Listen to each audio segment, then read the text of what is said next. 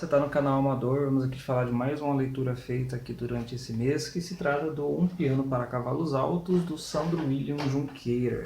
Sandro William Junqueira é um autor português aí, né, contemporâneo, e que foi publicado aqui pela editora Leia faz um tempinho já, nessa coleção chamada Novíssimos, né? E assim, foi uma baita surpresa ler esse livro, porque até então eu não cheguei a pesquisar sobre nada sobre ele, nem ao menos chegar a ler aqui a quarta capa sobre nada, nada. E eu gostei dele por causa do título, né? Um Piano para Cavalos Altos. Bonito esse título. Mas para minha grande surpresa, ao ler esse livro, eu me deparo com um livro sobre ditadura, sobre governos totalitários, sobre distopia, ou seja, um mega combo aí, né? E assim, foi uma baita surpresa por causa disso. Eu não sabia de nada e você vai adentrando na história e opa, isso me soa um pouco totalitário da parte desse governo. Isso me soa um pouquinho distópico, né? As características que eles apontam aqui no livro. E isso eu achei muito interessante. Enfim, dado esse detalhe, né, durante a leitura eu tive altos e baixos, né, lendo esse livro. Tem pontos aqui que não caiu no meu agrado, achei, não digo que eu achei desnecessário, mas na minha visão, na minha opinião, poderia ter sido abordado de uma outra maneira, tal como também teve outros pontos que eu gostei pra caramba, que eu achei muito legal, achei uma sacada genial. Vamos ao livro, né, primeiramente.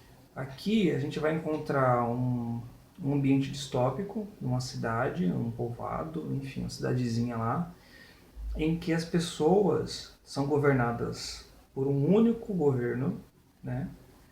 E que ele é todo cercado por um grande muro, a cidade. A cidade é toda cercada por um grande muro, e fora dessa cidade, para além dos muros, há uma grande floresta, né? Que habitam lobos, ursos, enfim. Dentro dessa cidade, além desse governo totalitário, a gente encontra zonas. Essas zonas são divididas por cores, né? E que há uma grande fábrica nessa cidade que produz empadas, né? E essa fábrica de empadas ela é muito peculiar, porque no mesmo lugar que há uma fábrica de empadas, há uma grande fábrica que, vamos dizer assim, queima pessoas, né? As pessoas não são enterradas aqui. Aqui é dito que um cemitério, por exemplo, é uma perda de tempo, além de uma perda de espaço. Eles falam que aquele espaço usado para, né, enterrar pessoas poderia ser muito bem usado para outros fins, enfim, né? Bom, dado esse espaço aqui desse governo, dessa cidade que é totalmente murada, a gente tem os personagens. É colocado aqui, olhando assim agora, eu percebo que aqui não há um personagem principal. O autor aqui, o Sandro Junqueira, ele vai passando ali pela vida de diversos personagens, né, e mostrando ali duas, vamos dizer assim, que eu coloco como duas faces desses personagens, né? Esses personagens enquanto o meio social, enquanto socialmente falando, enquanto eles dão a cara na sociedade, e o outro lado é esses personagens na sua intimidade, nos seus pensamentos, em como eles se relacionam, pensamentos e opiniões a respeito desse governo totalitário, enfim. E aqui na orelha da capa, por exemplo, mostra aqui, ó, que esses personagens ele não têm nomes próprios, dizer assim. Eles são representados através das suas funções dentro dessa sociedade, dentro dessa cidade. Então a gente tem a criada, tem um gato, tem o filho, tem o médico loiro, o mensageiro, o militar coxo, o militar de olhos azuis, o ministro calvo, que é o grande ministro desse governo, tem a prostituta anã, tem o operário e por aí vai. Então a gente tem esses personagens que não têm nomes, apenas funções, e que não há um destaque específico para cada um. Ele vai passando, né, pela vida de cada um e vai mostrando como um se relaciona dentro ali do seu núcleo e como esses núcleos vão se misturando, vão se intercalando, né, ao decorrer da história. E assim, a construção dessa história é interessante. Me perdoe o meu francês, que eu não sou muito bom em francês, só que aqui os capítulos eles são divididos através, porque ó, um piano para cavalos altos. Piano, né? Som, música, instrumento musical. Então, os capítulos aqui, e toda boa parte, acho que todo livro em si tem esse tom, tem essa ideia voltada para a música, para a musicalidade. E porque os capítulos eles são divididos em dois grandes grupos, né? A sonata de inverno e um concerto de verão. E cada capítulo é dividido em ginopédie. Ginopédie, se você pesquisar no YouTube, são algumas músicas, partituras, enfim, não sei como é que fala, criadas pelo francês Erik Satie, né? E assim, é toda no piano e tal, uma coisa bem bonita, sabe? E aqui os capítulos, eles são divididos por esses nomes, vamos ver se dá pra ver aqui, Ginopédie, 1, 2, 3, até o 10. Então a gente vai passando por esses capítulos com esses nomes, 1, 2, 3, 4, 5.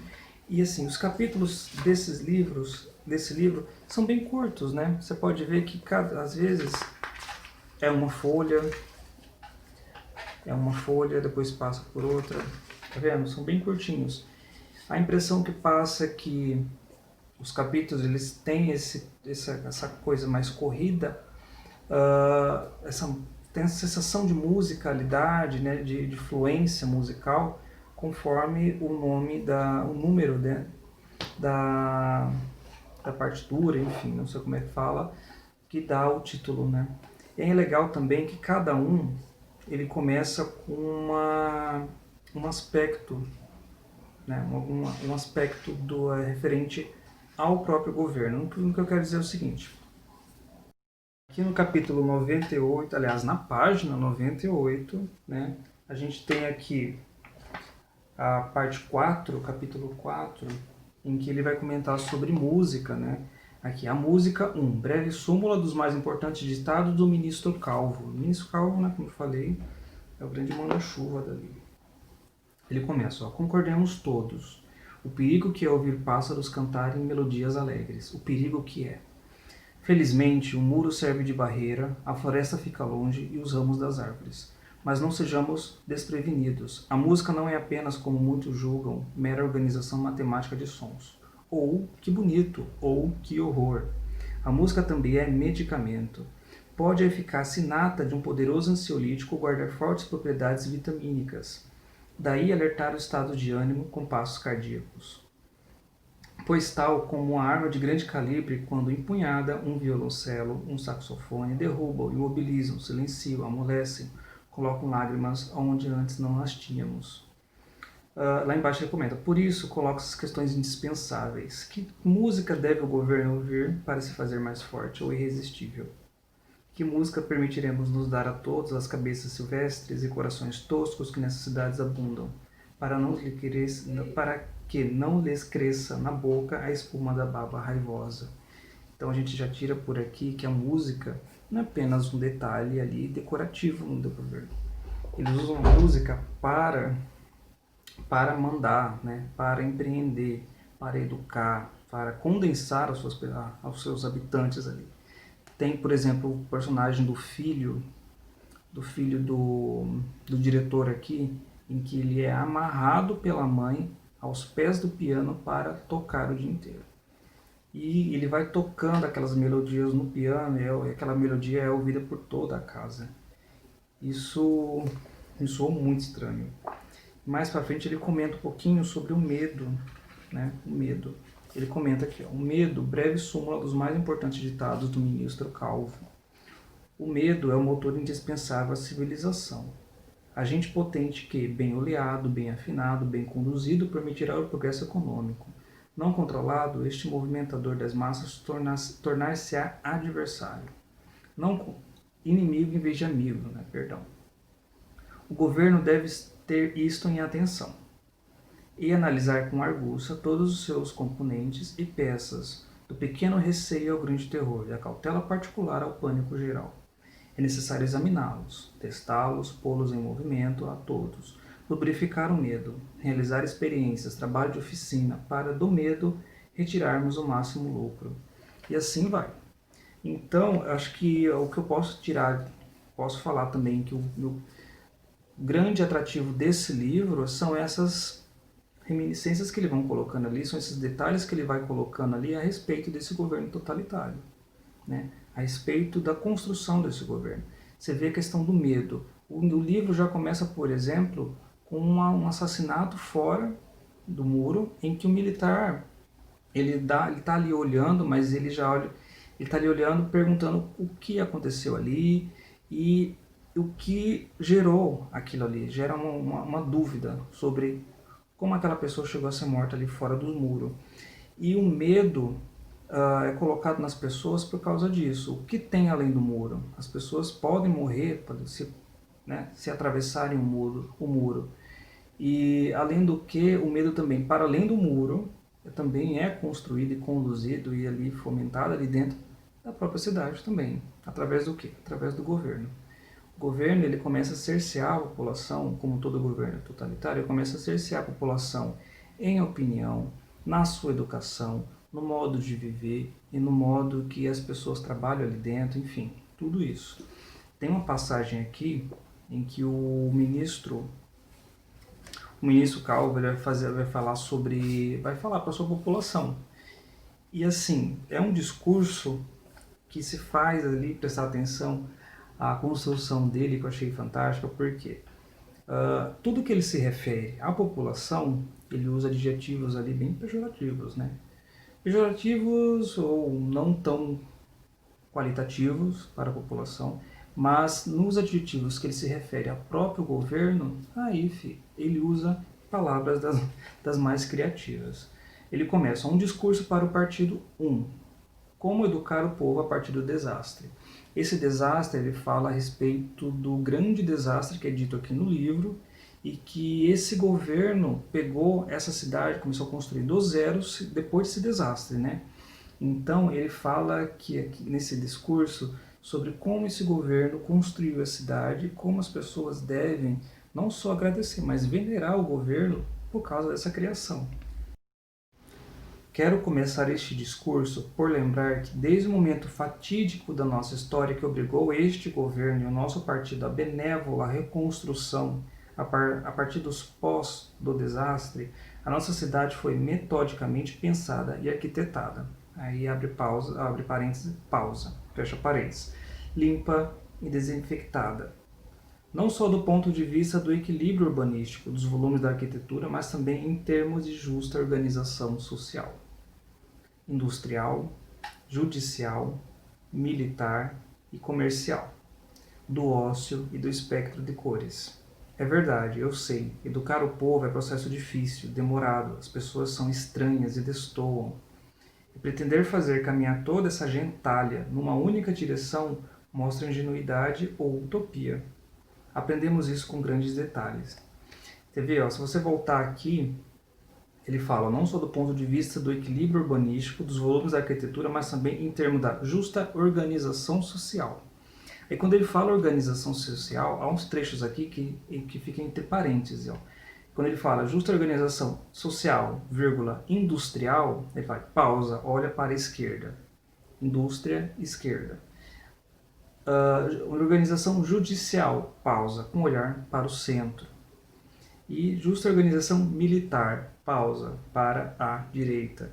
Então a gente dá para tirar aqui que a indústria formada por pessoas da esquerda, né, subentende-se pessoas da esquerda, as pessoas judiciais que mexem com essa parte burocrática sobre quem julga, quem faz as leis, enfim, são pessoas de centro, estão no centro da balança, vamos supor assim, e do lado direito da balança, quem está do lado direito? Os militares.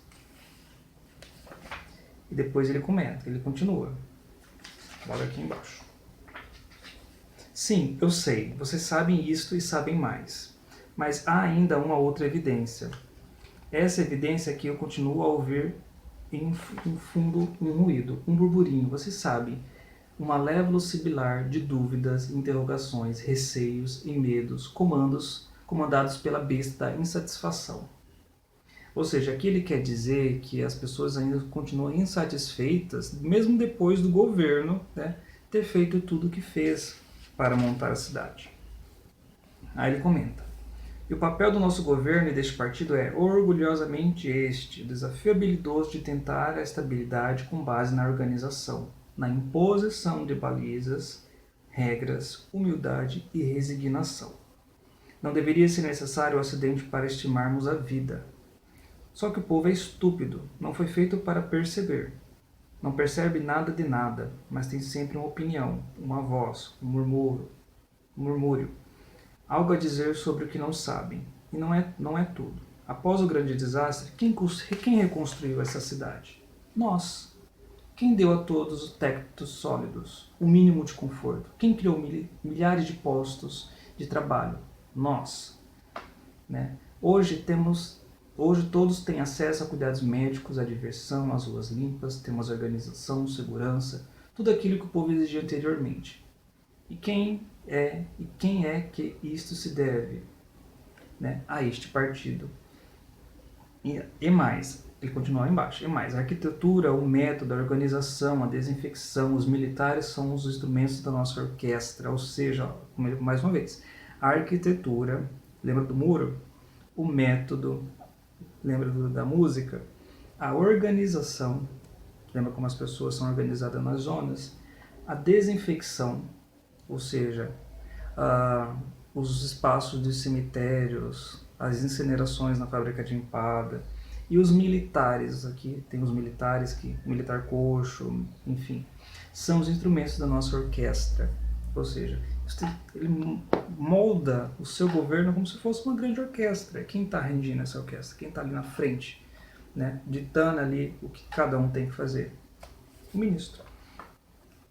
Aí ele comenta lá embaixo: o povo vai aprender a canção, e a canção é esta: este governo fez e faz de uma palavra, a lei. Este governo fez e faz de um traço, betão. Este governo fez e faz de uma cor, organização.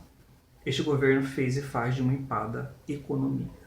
Este governo usou e usará o assobio da bala para sujar temporariamente o chão.